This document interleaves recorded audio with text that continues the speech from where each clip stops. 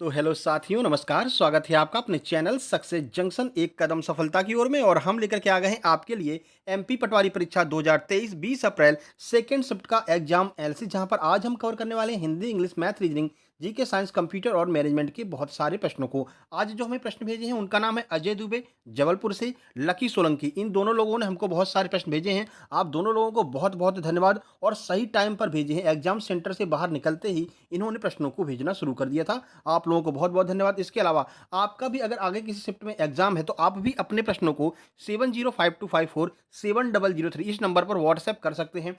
1 प्रश्न याद है, 2 प्रश्न याद है, कितने भी प्रश्न आपको याद हों, इस नंबर पर ज़रूर व्हाट्सएप कीजिएगा, ठीक है? तो चलिए शुरुआत करते हैं। वीडियो थोड़ा-सा लंबी हो सकती है, पहले ही बता दे रहा हूँ, क्योंकि बहुत सारे प्रश्न हैं और हम हर एक प्रश्न के बारे में डिटेल में आपको जानकारी देंगे, क्योंकि यहाँ से पता चलता है कि अगला पैटर्न क्या आने वाला है, किस हिसाब से आगे प्रश्न पूछे जा सकते हैं। तो शेयर कर देना, लाइक कर देना। चलिए करते हैं शुरुआत आज की वीडियो की। ठीक है? आइए देखते हैं। आज का पहला प्रश्न, वीडियो को शुरू से अंत तक ज़रूर देखना, लास्ट में आपको बताएँगे कि इस सब्जेक्ट से कितने प्रश्न पूछे गए हैं और आज के टॉप 5 स्कोरर क्या हैं और आज की कट ऑफ कितना जा सकता है। देखिए, पहला प्रश्न है, मध्य प्रदेश में गुप्त गोदावरी कहाँ पर पाई जाती है? तो सही आंसर है चित्रकूट में स्थित है गुप्त गोदावरी। चलिए कुछ जानकारी आपको देते हैं। तो मध्य प्रदेश के चित्रकूट जिले में एक छोटी-सी नदी है जो भूमिगत गुफा में से बहती है। यह गुफा गुप्त गोदावरी कहलाती है। ठीक है? तो ये गुप्त गोदावरी कहाँ पर है? चित्रकूट में स्थित है। यहाँ के बारे में पौराणिक मान्यता है कि त्रेता युग में यहाँ भगवान श्री राम, माता सीता और लक्ष्मण ने अपने वनवास के शुरुआती दिन यहाँ पर बिताए थे। तो ये गुप्त गोदावरी के बारे में आपको जानकारी प्रदान कर दी गई है, ठीक है? चलिए वीडियो को लाइक कर देना मेरे भाई। कुछ और प्रश्न जो है भेजने वाले थे, लेकिन वीडियो काफ़ी लेट हो जाता, इसलिए जो है हमने कहा है कि आपके जो प्रश्न आपको याद हो वो भेज दीजिए, कल सुबह वाली वीडियो में उनको इंक्लूड कर लेंगे, ठीक है ना? चलिए आगे बढ़ते हैं। अगला प्रश्न है, अनिल काकडोकर कहाँ के निवासी थे? सही आंसर है बड़वानी, मध्य प्रदेश के निवासी थे अनिल काकडोकर। चलिए कुछ जानकारी देते हैं। तो अनिल काकडोकर, इनका जन्म 11 नवंबर 1943 को, एक भारतीय परमाणु भौतिक विज्ञानी एवं यांत्रिक अभियंता है, ठीक है ना? तो कौन है? एक ही इंजीनियर हैं और वैज्ञानिक भी हैं, ठीक है? नवंबर 2002 तक वे भारत के परमाणु ऊर्जा आयोग के अध्यक्ष एवं भारत सरकार के परमाणु ऊर्जा विभाग के सचिव थे। इसके पूर्व वे इतने तक भाभा परमाणु अनुसंधान केंद्र के निदेशक थे, ठीक है? तो भाभा भाभा परमाणु अनुसंधान केंद्र के निदेशक भी रह चुके हैं। वे भारतीय रिजर्व बैंक में भी निदेशक रह चुके हैं। तो इतनी सारी उपलब्धियां हैं, इसलिए, और ये मध्य प्रदेश के निवासी हैं, इसलिए ये प्रश्न आपके एग्जाम में पूछा गया है। अनिल काकडोकर को सन 1998 में पद्मश्री दिया गया, 1999 में पद्म भूषण दिया गया तथा 2009 में पद्म विभूषण से इनको सम्मानित किया जा चुका है, ठीक है? चलिए कुछ और आपको महान व्यक्तित्व बता देते हैं जो आगे आपके एग्जाम में पूछे जाएंगे। तो शंकर दयाल शर्मा कहाँ के निवासी हैं? तो भोपाल के निवासी थे शंकर दयाल शर्मा, पहले मुख्यमंत्री भी थे अपने, ठीक है, राज्य के। लता मंगेशकर जी कहाँ की निवासी थी? तो इंदौर की निवासी थी। अटल बिहारी वाजपेयी जी कहाँ के निवासी थे? ये ग्वालियर की निवासी थी। माखन लाल चतुर्वेदी कहाँ के निवासी थे? ये होशंगाबाद के निवासी थे। और इसके अलावा जो आपने एक बार कहा था कि वो सलमान खान वाला, तो सलमान खान की शिक्षा ग्वालियर में हुई थी और उनका जन्म इंदौर में हुआ था, ठीक है ना? तो ये आपको थोड़ा-सा इतना आप खुद भी मैनेज कर सकते हैं, ठीक है? अगला प्रश्न देखिए, चौथे वंदे भारत ट्रेन कहाँ पर शुरू की गई प्रधानमंत्री नरेंद्र मोदी जी के द्वारा? तो हिमाचल प्रदेश के ऊना में जो है चौथी वंदे भारत ट्रेन शुरू की गई। अब चौथी अगर शुरू की गई तो पहली, दूसरी, तीसरी भी पूछेंगे। तीनों के बारे में आपको हम जानकारी दे देते हैं, देख लीजिए। तो पीएम मोदी ने हिमाचल प्रदेश के ऊना में इसे हरी झंडी दिखाई। हिमाचल प्रदेश के ऊना में अंब अंदौरा रेलवे स्टेशन से दिल्ली के बीच चलने वाली यह देश की चौथी वंदे भारत ट्रेन है। कौन से नंबर की? चौथी वंदे भारत ट्रेन है, ठीक है? जो कि पहले की तुलना में बहुत ही एडवांस और फीचर तथा सिक्योरिटी से एकदम लैस है, ठीक है ना? अब चलिए शुरुआत करते हैं शुरू से। तो देश की पहली वंदे भारत ट्रेन कहाँ पर चली थी? नई दिल्ली और वाराणसी के बीच में पहली चली थी। याद रखिएगा, आगे आपसे ज़रूर पूछा जाएगा। ज़रूर का मतलब समझ रहे हैं? स्टार मार्क लगा हुआ है, ठीक है? पीएम मोदी ने इसे 15 फरवरी 2019 को झंडी दिखाई थी, पहली-पहली, ठीक है? दूसरी वंदे भारत नई दिल्ली से माता वैष्णो देवी कटरा के लिए चली थी।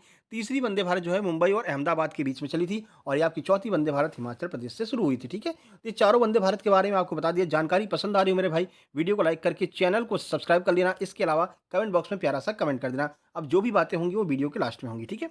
चलिए, अब तक जो है मतलब मोदी जी ने ये टारगेट रखा है अभी, जो है लाल किला के प्राचीर से उन्होंने कहा था 75 वंदे भारत जो है ट्रेन इनको चलाना है। अगले लाल किला पर जब ये खड़े होंगे अगली बार, तब तक उनको 75 वंदे भारत ट्रेन चलाने का लक्ष्य रखा गया है। अगला प्रश्न, ओलंपिक में पदक जीतने वाली पहली भारतीय महिला कौन है? तो कर्णम मल्लेश्वरी हैं, ये आपके ऑप्शन में भी दिया हुआ था, ठीक है? चलिए कुछ जानकारी आपको देते हैं। तो वे वर्ष 2000 में सिडनी में ओलंपिक में पहला पदक जीता था, भारतीय महिला बनी थी। अतः सही उत्तर आपका विकल्प नंबर 4, चौथे विकल्प में ये जो है दिया हुआ था, ठीक है? चलिए, वहीं अगर बात करते हैं, वह 1994 में इस्तांबुल में भारोत्तोलन विश्व चैंपियन बनने वाली पहली भारतीय महिला भी बनी, ठीक है? ये विश्व चैंपियन बनने वाली पहली भारतीय महिला बनी थी कब? 1994 में भारोत्तोलन में, यानी कि वेट लिफ्टिंग से संबंधित है ये जो इनका खेल है, वो है वेट लिफ्टिंग, ठीक है? चलिए कुछ और जानकारी आपको देते हैं जहाँ से आगे प्रश्न बन सकते हैं। ओलंपिक में पदक जीतने वाली पहली महिला पहलवान की अगर बात करें तो साक्षी मलिक पहली महिला पहलवान है जो जिन्होंने ओलंपिक में मेडल जीता है, कांस्य पदक इन्होंने जीता था। रजत पदक जीतने वाली पहली महिला कौन है? तो वो है पीवी सिंधु, ये भी आपको याद रखना है, ठीक है? अब तक 2 ओलंपिक मेडल जीतने वाली कौन है? तो वो भी पीवी सिंधु हैं, ये भी आपको याद रखना। बैडमिंटन की ये खिलाड़ी हैं, ठीक है? टेनिस की है, बैडमिंटन ये आप कमेंट बॉक्स में कमेंट कीजिए, थोड़ा-सा कन्फ्यूजन है, ठीक है ना? शायद बैडमिंटन की है। आगे बढ़ते हैं। गुड्स एवं सर्विस टैक्स कब से शुरू किया गया भारत में? तो 1 जुलाई 2017 से गुड्स एंड सर्विस टैक्स शुरू किया गया। चलिए इसके बारे में कुछ जानकारी आपको दे देते हैं। वस्तु एवं सेवा कर इसको हिंदी में कहते हैं, ठीक है ना? अंग्रेजी में जीएसटी कहते हैं।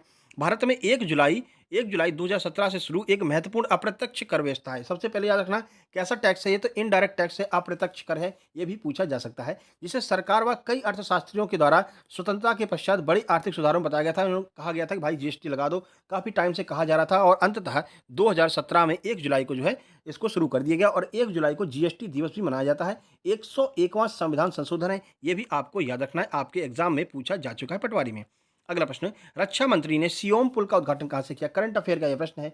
करंट अफेयर का आपको हमने बता दिया, 3 वीडियो अपलोड की हैं, उन्हीं तीनों वीडियो से ही प्रश्न आ जा रहे हैं। सर्च कर लेना current affair by success junction, तीनों वीडियो आ जाएंगी, उस तीनों वीडियो से प्रश्न पूछे जा रहे हैं, ठीक है? ये प्रश्न हमने आपको कराया था एग्जाम में, मतलब अपने करंट अफेयर की वीडियो में। तो अरुणाचल प्रदेश में सियोम पुल का उद्घाटन किया गया है। देखिए कुछ जानकारी, रक्षा मंत्री राजनाथ सिंह ने हाल ही में अरुणाचल प्रदेश में सियोम पुल का उद्घाटन किया। साथ ही उन्होंने सीमा सड़क संगठन द्वारा पूरी की गई 27 आधारभूत परियोजनाओं का भी उद्घाटन किया था, ठीक है? तो बीआरओ ने कुल 27 आधारभूत परियोजनाएं शुरू की थी, इनका उद्घाटन भी जो है रक्षा मंत्री राजनाथ सिंह जी के द्वारा किया गया था। चलिए आगे बढ़ते हैं, अगला प्रश्न है, महात्मा गांधी की पत्रिका किस सन में प्रकाशित हुई? तो यंग इंडिया के बारे में पूछा गया था कि यंग इंडिया कब प्रकाशित हुई थी? तो 1919 में यंग इंडिया नामक पत्रिका को प्रकाशित किया गया था। कुछ जानकारी देखिए, तो देखिए द यंग इंडिया 1919 से 1931 तक जो है वो छापी गई थी, ठीक है? इस पत्रिका का उपयोग गांधी जी ने अहिंसा के अपने अनूठे विचार को फैलाने के लिए किया था और इसके उपयोग के माध्यम से अंग्रेजी से स्वतंत्रता पाने की योग्यता भी होता है, मतलब अंग्रेजों से स्वतंत्र कैसे होंगे इसके बारे में जो है इन्होंने बताया था अपनी यंग इंडिया जो इनकी मैगजीन थी, ठीक है? 1919 में स्टार्ट हुई थी, 1931 तक ये लगातार छपती रही थी। आगे बढ़ते हैं। अब 1931 में कौन-सा समझौता होता है, ये आपको कमेंट बॉक्स में कमेंट करना है। आपकी कितनी तैयारी है, यहीं से पता चल जाएगा, ठीक है? चलिए अगला प्रश्न, भारत में वन्यजीव संरक्षण एक्ट कब लागू हुआ था? 1972 में वन्यजीव संरक्षण एक्ट लागू हुआ था। कुछ जानकारी आपको देखते हैं, देखिए। तो सरकार ने वन्यजीव संरक्षण अधिनियम 1972 को देश के वन्यजीव को सुरक्षा प्रदान करने एवं अवैध शिकार, तस्करी और अवैध व्यापार को नियंत्रित करने के उद्देश्य से लागू किया। जनवरी 2003 में इसमें अधिनियम में जो है संशोधन भी किया गया था। संशोधन कब किया गया था? 2003 में। स्टेटमेंट बना करके आपसे ये प्रश्न पूछा जा सकता है कि कब संशोधन किया? 2003 में किया। कब लागू किया? 1972 में, ठीक है? चलिए आगे बढ़ते हैं, ठीक है? अपराधों के लिए जुर्माना और अधिक जो है कठोर बना दिया। पहले 2003 तक तो ये चल रहा था, चलो ठीक है, अगर कर लेंगे तो फिर थोड़ा बहुत जुर्माना दे लग जाएगा। लेकिन 2003 में इसको संशोधन करके और जो है ज़्यादा जुर्माना इस पर ठोक दिया गया। अगला, लीलावती किसकी रचना है? ये प्रश्न भी हम आपको करा चुके हैं, इसीलिए आपसे कह रहे हैं 15 मार्च से अब तक वाली जो हमने जीके जीएस साइंस वाली वीडियो डाली है, उसको जरूर देख लेना, सर्च कर लेना 15 March till now by Success Junction, ठीक है? या 15 मार्च बाई सक्सेस जंक्शन कर लोगे तब भी वो वीडियो दिख जाएगी, ठीक है ना? तो वो उस वीडियो से बहुत सारे प्रश्न रिपीट हो रहे हैं, तो जरूर देख लेना। वैसे इस वीडियो के अंत में इसी स्क्रीन पर भी देखने को मिल जाएगी। तो भास्कराचार्य की ये पुस्तक है लीलावती, ठीक है ना? चलिए कुछ जानकारी आपको देते हैं। लीलावती की पुस्तक लेखक भास्कराचार्य हैं। वह वैदिक परंपरा के गणितज्ञ और खगोल शास्त्री थे। पुस्तक को 1150 ईस्वी में उनके मुख्य कार्य के पहले खंड के रूप में दिया गया था, जिसे सिद्धांत शिरोमणि कहा जाता है। इस पुस्तक का दूसरा नाम सिद्धांत शिरोमणि भी है, ये भी आपको याद रखना है कि सिद्धांत शिरोमणि लीलावती का ही दूसरा नाम है। पुस्तक में अंकगणितीय शब्द, अभिकलन, अंकगणित और ज्यामिति प्रगति, विमान ज्यामिति, ठोस ज्यामिति और कुछ खगोलीय गणनाओं के बारे में भी इन्होंने जो है वर्णन किया है। अगला प्रश्न है, वायरस से होने वाला रोग कौन सा है? ऑप्शन में दिया था खसरा, पोलियो, हेपेटाइटिस, डायबिटीज जैसे कुछ दिया था। सही आंसर आपका खसरा था। जो खसरा रोग है वो वायरस से होने वाला रोग है। चलिए कुछ और रोग देख लेते हैं। तो वायरल रोगों में से कुछ प्रमुख रोग कौन कौन से हैं? चेचक है, खसरा है और एड्स है, ठीक है? अगर प्रोटोजोआ की बात करते हैं, प्रोटोजोआ भी देख लीजिए, साथ साथ में आगे पूछा जा सकता है। तो प्रोटोजोआ से होने वाले रोग है मलेरिया, कवक के कारण होने वाला रोग एथलीट फुट है, ठीक है ना? एथलीट फुट, दाद और जो वर्म वगैरह होता है, दाद वगैरह, दाद खाए खुजली जो होती है, वो प्रोटोजोआ की वजह से ही होता है, कवक की वजह से होने वाले रोग हैं, ठीक है? आगे बढ़ते हैं। पीबी का रासायनिक नाम पूछा गया था। पीबी का रासायनिक नाम लेड होता है, ये आपको याद रखना है, ठीक है? ये आपके आवर्त सारणी से भी कुछ प्रश्न बन रहे हैं, कोई ज़्यादा कठिन नहीं बन रहे हैं, बस तत्वों के नाम और उनकी फॉर्मूला पूछ ले रहे हैं बस, ठीक है? तो देखिए इसे हम सीसा भी कहते हैं। सीसा एक रासायनिक तत्व है जिसका प्रतीक पीबी, लैटिन भाषा में प्लम्बम कहते हैं इसे, जिसकी परमाणु संख्या 82 है। ये भी आपको याद रखना क्योंकि परमाणु संख्या भी आपके एग्जाम में पूछी जा रही है। यह एक भारी धातु है जो अधिकांश सामान्य सामग्रियों की तुलना में सघन होती है, ठीक है ना? सघन का मतलब समझ रहे हैं? कठोर होती है, इससे प्रकाश आर पार नहीं जा पाता है, ठीक है? चलिए आगे बढ़ते हैं। कैल्शियम को अन्य किस नाम से जाना जाता है? तो कैल्शियम को कास्टिक चूना भी कहा जाता है। देखिए इसे जल योजित चूना, कास्टिक चूना, बिल्डर्स चूना या फिर बुझा हुआ चूना के रूप में जाना जाता है। ये चारों नाम याद रखिएगा, ये आपके आगे एग्जाम में पूछे जा सकते हैं, ठीक है ना? फॉरेस्ट गार्ड वगैरह में आपके आगे एग्जाम में ये बन सकते हैं। आगे देखते हैं, कैल्शियम मनुष्य की हड्डियों में पाया जाता है, इसकी कमी से दांतों में पीलापन हो जाता है। अब ये पीलापन वाला रोग जो है, ये अभी कुछ दिन पहले ही आपके इसी पटवारी वाले एग्जाम में पूछा गया था कि दांतों में पीलापन किसकी वजह से हो जाता है, तो कैल्शियम की कमी से दांतों में पीलापन हो जाता है, ठीक है? चलिए आगे बढ़ते हैं। मनुष्य के हृदय में कितने कक्ष होते हैं? तो मनुष्य के हृदय में 4 कक्ष होते हैं। लास्ट तक जरूर बने रहिए कि लास्ट में एक बहुत महत्वपूर्ण आपको जानकारी देने वाले हैं, बहुत महत्वपूर्ण टिप्स बताने वाले हैं कि अगर आपके 5-6 दिन बाद एग्जाम है तो आप क्या कर सकते हैं अपने नंबर को बढ़ाने के लिए, ठीक है ना? तो मनुष्य के हृदय में कुल 4 कक्ष होते हैं। देखिए, मानव हृदय 4 कक्षों में बटा है, जिसमें कि 2 धमनी, 2 निलय जो रक्त के परिसंचरण में मदद करते हैं। तो अपने पास में 2 धमनी हैं और 2 निलय हैं, दायां निलय, बायां निलय, ये आपके जो है बताया गया, ठीक है? दायां आलिंद और निलय को आमतौर पर दाएं हृदय के रूप में जाना जाता है, यानी कि दायां आलिंद और दायां निलय को अगर मिला दें तो दाएं हृदय के रूप में जाने जाते हैं, और बाएं आलिंद और बाएं निलय को मिला दें तो ये बाएं हृदय के रूप में जानते हैं। अपना हृदय 2 पार्ट में इन्होंने डिवाइड कर दिया, ठीक है? 4 कक्ष हैं, 2 पार्ट हैं। चलिए, अब बात कर लेते हैं 3 किसमें पाए जाते हैं, 3 कक्ष वाला कौन है? तो जो उभयचर होते हैं, जो जल में और आपके थल में दोनों में रहते हैं, उनकी जो हृदय होता है वो जो है 3 कक्षीय हृदय जो होता है। सरीसृप जैसे कि आपका मगर हो गया, साँप हो गए, इन सब के हृदय 3 कक्षीय होते हैं। ये भी आपको याद रखना है, ठीक है? चलिए आगे बढ़ लेते हैं। देखिए, हिंदी की बात करें तो हिंदी में आज उत्तम पुरुष से एक प्रश्न पूछा गया था, वाच्य से 2 प्रश्न पूछे गए थे, विलोम से पूछा गया था, संधि से 1 प्रश्न, छंद से 1 प्रश्न, कारक से 1 से 2 प्रश्न आए थे, लोकोक्ति एवं मुहावरे पूछे गए थे, तत्सम तद्भव से 2 से 3 प्रश्न थे, वर्तनी के ज़्यादा प्रश्न आ रहे हैं, 7 से 8 प्रश्न वर्तनी के भी आ रहे हैं, और आपकी हिंदी में कॉमन एरर भी आ रहा है, ऐसे स्लैश लगा करके, इसकी भी आपको तैयारी करके जाना है, ठीक है? 22 तारीख को मेरे भाई छुट्टी है, 22 तारीख के बाद में पैटर्न होगा चेंज, ठीक है ना? 22 तारीख को ईद है, ईद की छुट्टी है, उसके बाद 22 तारीख के बाद पैटर्न चेंज होगा, और वो क्या होगा, या तो बहुत ज़्यादा कठिन हो जाएगा या तो बहुत ज़्यादा सरल हो जाएगा, ठीक है? चलिए लास्ट में आपको बताएँगे कि किस तरह से आपको आगे की तैयारी करनी है। पर्यायवाची दोष, शुद्ध अशुद्ध वाक्य आपको पूछे जा रहे हैं, अनेकार्थी शब्द भी आपसे पूछे जा रहे हैं, ठीक है? आगे बढ़ते हैं, बात करते हैं कंप्यूटर की। तो कंप्यूटर में मेमोरी से प्रश्न आया था, कट और पेस्ट की जो है शॉर्टकट की आपसे पूछी गई थी, कट और पेस्ट की शॉर्टकट की। वायरस से 2 से 3 प्रश्न आए थे, टीसीपी मॉडल से प्रश्न आए थे, ओएसआई लेयर से प्रश्न आए थे, इनपुट आउटपुट से भी प्रश्न पूछा गया था, ऑपरेटिंग सिस्टम से प्रश्न पूछा गया था, विंडो और एमएस एक्सेल से भी प्रश्न पूछा जा रहा है, एमएस वर्ड से भी प्रश्न पूछा जा रहा है। तो 4-5 ऐसे टॉपिक हैं जिनको आपको अच्छे से कर लेना है, तो आप जो है अच्छा स्कोर कर सकते हैं। बात करते हैं मैथ्स में, तो मैथ्स में एसआई-सीआई के आज 3 प्रश्न पूछे गए थे, ठीक है? टाइम एंड वर्क के 2 प्रश्न पूछे गए थे, जिसमें जो है बड़ी-बड़ी वैल्यू दी गई थी आपको सॉल्व करने के लिए। 60, 40 और 80 दिनों में कोई काम करते हैं, फिर से बोला था कि पहले ये काम करता है, 2 दिन ये काम करता है, 3 दिन वो काम करता है, फिर दोनों मिलकर करते हैं। बताइए कितने दिनों में कार्य संपन्न हुआ? ऐसे प्रश्न आपको देखने को मिले हैं। थोड़ा-सा कैलकुलेशन जो है इसमें ज़्यादा पूछी गई थी आपके मैथ्स में, ठीक है? आगे बढ़ लेते हैं भाई, डीआई के 3 से 4 प्रश्न आ रहे हैं, ठीक है ना? 3/4 ही हो गया। चलिए कोई बात नहीं। 3 से 4 प्रश्न डीआई में आ रहे हैं। प्रायिकता के 2 प्रश्न पूछे जा रहे हैं। आज प्रायिकता का 1 ही प्रश्न आया हुआ था। बॉड मास के 2 प्रश्न हैं, प्रॉफिट लॉस के 2 से 3 प्रश्न हैं, ठीक है? डिस्काउंट का 1 प्रश्न है, सिम्प्लिफिकेशन के 2 प्रश्न हैं, औसत और पाई चार्ट से भी प्रश्न, आज पाई चार्ट के 2 प्रश्न आए थे फिर। एक तो पाई चार्ट आपका बार ग्राफ वाला था, और एक और पाई चार्ट यहाँ पर पूछा गया, शायद डिग्री वाला प्रश्न पूछा गया था, यानी कि वापस से पुराने मोड पर वापस आ रहा है, ठीक है ना व्यापम? चलिए बात करते हैं रीजनिंग की। तो काउंटिंग फिगर्स से पूछे गए थे आज। उसके बाद ऑर्डर और रैंकिंग से प्रश्न थे, और ये ऑर्डर और रैंकिंग वाले प्रश्न थोड़े से उन्होंने क्या है कठिन कर दिया था, यानी कि ऐसे लाइन में बिठा दिया था। लाइन में बिठा करके बोला था इसके बाएँ से दाएँ चौथा, चौथे के बाएँ पाँचवाँ, मतलब बहुत सारे उसने मतलब कैलकुलेशन टाइप में कर दिया था। ऐसे आपका जो है आज रीजनिंग के प्रश्न पूछे गए थे। डायरेक्शन के प्रश्न भी ठीक-ठाक थे, 2 प्रश्न आपके डायरेक्शन से पूछे गए थे। साइलॉग के 2 प्रश्न पूछे गए थे। कोडिंग डिकोडिंग से लगभग 4 से 5 प्रश्न आपके कोडिंग डिकोडिंग के आए हैं, और सरल थी, ज़्यादा कठिन कोडिंग डिकोडिंग नहीं आई हुई थी, ठीक है? मिसिंग नंबर के 3, कथन निष्कर्ष के 3 प्रश्न, ब्लड रिलेशन से 2 प्रश्न, पेपर कटिंग, पेपर फोल्डिंग से भी 1-1 प्रश्न पूछा गया था, नंबर सीरीज से 3 प्रश्न, एनालॉजी से 2 से 3 प्रश्न पूछे गए थे, और अगली आकृति कौन-सी होगी उससे 3 प्रश्न पूछे थे, और जो आकृति को जो पूरा करने वाली होती है ना, मतलब कि इसके सामने जो आकृति है उसको आप यहाँ पर मिरर बना करके यहाँ पर पूरा कर लेते हैं, वो प्रश्न भी आज आपके रीजनिंग में पूछे गए थे, ठीक है? चलिए आगे बढ़ते हैं। बाकी आपको बता दें भाई, वनरक्षक की क्लास और एमपीएसआई क्लास 26 तारीख से आपकी शुरू हो रही है। फ्री ऑफ कॉस्ट, कोई भी चार्ज आपका नहीं लगेगा, ठीक है ना? तो सब्सक्राइब कर लेना, सारा सब्जेक्ट हम आपका कवर कराएँगे एक तरफ से, ठीक है? बात प्रबंधन की करते हैं, तो प्रबंधन में आज ज़्यादा कठिन नहीं आया था, बस प्रबंधन में यही पूछा रहा कि भाई जो बैंक है ना, वाणिज्यिक बैंक कौन-सी होती है, ठीक है ना? कमर्शियल बैंक कौन-सी होती है, और इंडस्ट्रियल बैंक कौन-सी होती है, और ये बैंकों के ऊपर एक वीडियो हम बना चुके हैं, सर्च कर लेना भाई, इकोनॉमिक्स बाय सक्सेस जंक्शन, वहाँ से 5-6 प्रश्न सीधे पूछे जा रहे हैं, ठीक है ना? दोनों वीडियो देख कर के जाना, काफ़ी मदद आपको मिल जाएगी। उसके बाद में कथन, जो लोगों ने कथन बोले हैं, फ्यूल वगैरह के कथन आपसे जो है आपके एग्जाम में पूछे जा रहे हैं। संगठन से 2 प्रश्न, मार्केटिंग से 2 प्रश्न, और लॉजिकल, जो आपका लॉजिकल वाला है प्रश्न, यहाँ से भी 3 से 4 प्रश्न लॉजिकल वाले भी देखने को मिल रहे हैं, ठीक है? तो ये आपका प्रबंधन हो गया। देखिए प्रबंधन की अगर हम बात करें तो भाई देखो जो पढ़ के गया है वो भी ठीक है, जो नहीं पढ़ा है लेकिन वो अपने दिमाग से प्रश्नों को सॉल्व कर सकता है, तो अगर 18 नंबर का आ रहा है तो आप 10 से 12 प्रश्न अपने दिमाग से सॉल्व कर सकते हैं। तो ज़्यादा अगर आपका समय बचा हो तो कोई दिक्कत नहीं है, लेकिन अगर कम समय है आपके पास में तो प्रबंधन पर इन्वेस्ट मत कीजिएगा। प्रबंधन की जगह आप इकोनॉमिक्स थोड़ा-सा पढ़ लेंगे, तो आप वहाँ पर अच्छे नंबर गेन कर लेंगे, ठीक है ना? तो दोनों वीडियो इकोनॉमिक्स वाली पढ़ कर के जाना, वहाँ से डायरेक्ट प्रश्न आपके एग्ज़ाम में पूछे जा रहे हैं, ठीक है? चलिए इंग्लिश की बात कर लेते हैं, तो 5 से 6 पीक्यूआरएस पूछे थे और कठिन वाले नहीं पूछे गए थे। यानी पूछे तो यही गए थे पहला और लास्ट दे करके, लेकिन जो है ना ये 2-2 लाइन के ही पूछे गए थे, ऐसा बताया गया है, ठीक है? बड़े-बड़े नहीं पूछे गए थे, तो घबराने की ज़रूरत नहीं है। लेकिन आगे क्या होगा उसको कुछ पता नहीं है। लेकिन हमने पीक्यूआरएस की जो है ट्रिक वाली वीडियो बना दी है, 2 वीडियो बनाई है पीक्यूआरएस की, दोनों वीडियो आपको ज़रूर देख कर के जाना है, ठीक है?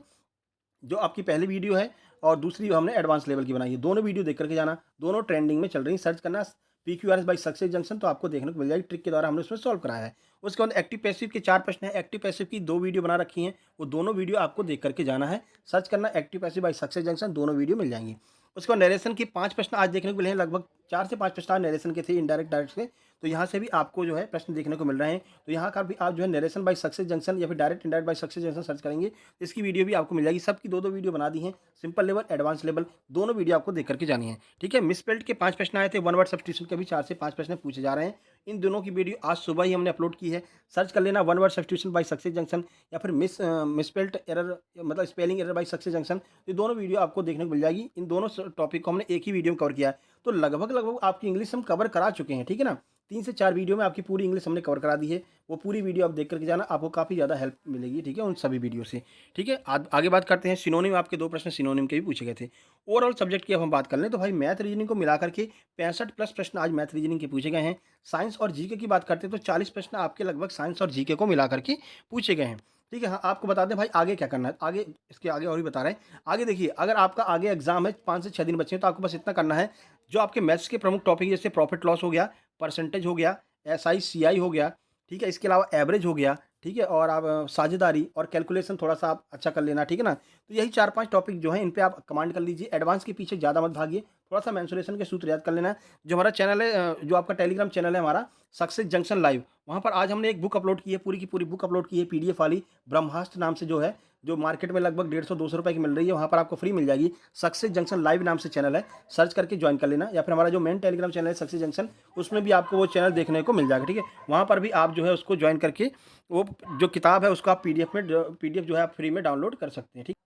तो सारी की सारी वीडियो आपको ज़रूर देख कर के जाना है, वो टेलीग्राम चैनल ज़रूर जॉइन कर लेना, ठीक है? तो ये 4-5 टॉपिक हैं, इनको आप अच्छे से कर लीजिए, एक-एक दिन में एक-एक टॉपिक निपटाएँगे तब भी आपका हो जाएगा, ठीक है ना? तो चलिए आगे बढ़ते हैं, देखिए इंग्लिश की बात करते हैं तो 25 प्रश्न आज इंग्लिश के पूछे गए थे, ठीक है ना?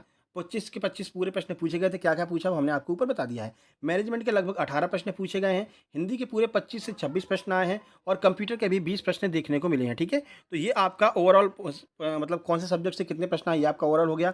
आज के टॉप 5 स्कोरर की अगर हम बात करें तो टॉप 5 स्कोर में आज 145 मिला हमें, 137 लकी सोलंकी जी का ही नंबर है, 135, 137, 127 और 120 ये आज के टॉप 5 स्कोर हमको मिले हुए हैं, ठीक है?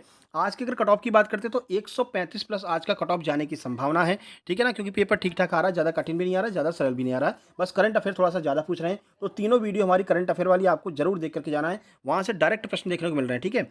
और अगर आपको भी भाई वही प्रश्न आपको याद हो मेरे भाई, तो तुरंत इस नंबर पर आप सेंड कर देंगे, तुरंत इस नंबर पर आपको व्हाट्सएप कर देना है, ठीक है ना? जिससे कि दूसरों तक प्रश्न पहुँच सके। आज सुबह लोगों ने व्हाट्सएप ही नहीं किया, ठीक है ना? तो बड़ी मुश्किल से हमको कुछ प्रश्न मिले थे जिनको हमने अपलोड किया था, लेकिन आज सुबह अपलोड करने में हमें थोड़ी-सी देरी हो गई थी, ठीक है?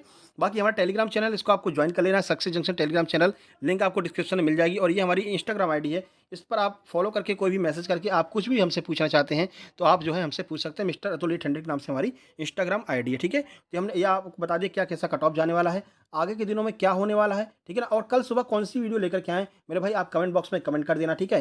तो देखिए क्या करते हैं, वैसे इडियम्स और फ्रेज बहुत ज़्यादा पूछे जा रहे हैं, तो कल हो सकता है इडियम्स एंड फ्रेज की हम वीडियो लेकर के आएँ, ठीक है ना? क्योंकि देखिए अब इंग्लिश में जो है वो लोग ये एक्टिव पैसिव वगैरह कम कर रहे हैं और वोकैब्युलरी की ओर जो है भाग रहे हैं, ठीक है ना? तो हमने आज सुबह वन वर्ड की वीडियो तो अपलोड कर ही दी है, ठीक है ना? अब हो सकता है कि आपके लिए कल सुबह इडियम्स एंड फ्रेज और एक टॉपिक और आपका रह गया है सिनो एंटो वगैरह का, फिर ऐसा कुछ एक टॉपिक और ले लेंगे इंग्लिश की, कल सुबह वीडियो ले आएँगे। क्या लेकर के आना है इंग्लिश की या कुछ और लेकर के आना है, वो आप कमेंट बॉक्स में कमेंट कर देना, ठीक है? चलिए बाकी फॉरेस्ट गार्ड की क्लास आपकी स्टार्ट हो रही है 25 तारीख से, फ्री ऑफ कॉस्ट, कोई भी चार्ज नहीं लगने वाला है। बाकी एक और जानकारी आपको दे दें, एमपी डीजे की जो टेस्ट सीरीज़ है, वो जो है चौहान अकेडमी पर शुरू हो चुकी है, ठीक है ना? आज से शुरू हो गई है एमपी डीजे, जिन लोगों ने फॉर्म भरा है, चौहान अकेडमी का ऐप डाउनलोड करके वहाँ पर जाकर के आप जो है टेस्ट दे सकते हैं, ठीक है ना। वहाँ पर कोड लगा देना अतुल 10 ATUL और यहाँ पर 10 कोई गैप नहीं है। ये कूपन कोड अगर आप लगा देंगे तो वो आधी फीस में यानी 50% ऑफ में आपको वो टेस्ट सीरीज मिल जाएगी। लगभग वही 80-80 रुपए की पड़ जाएगी आपको ये कूपन कोड लगाने के बाद में, ठीक है। वहाँ पर आप एमपी डीजे की पूरी तैयारी कर सकते हैं। डीजे का मतलब समझ रहे हैं ना, डिप्टी जेलर वाली जो वैकेंसी निकली थी, उनकी आप तैयारी यहाँ पर कर सकते हैं टेस्ट सीरीज। और कोई भी कोर्स भी अगर आप वहाँ पर खरीदना चाहते हैं तो उसमें भी ये कूपन कोड लगा देंगे अतुल 10, तो आपको जो है वहाँ पर सीधे हाफ यानी 50% वहाँ पर लेस मिल जाएगी, ठीक है। कूपन कोड याद रखना ATUL और साथ में 10 अतुल 10, ये कूपन कोड लगाएंगे तो आपको वहाँ पर पूरा 50% लेस मिल जाएगा, ठीक है। चलिए जल्द ही मिलते हैं कल सुबह वाले एग्जाम एनालिसिस में, उससे पहले आपकी इंग्लिश वाली वीडियो में। तब तक के लिए नमस्कार, धन्यवाद।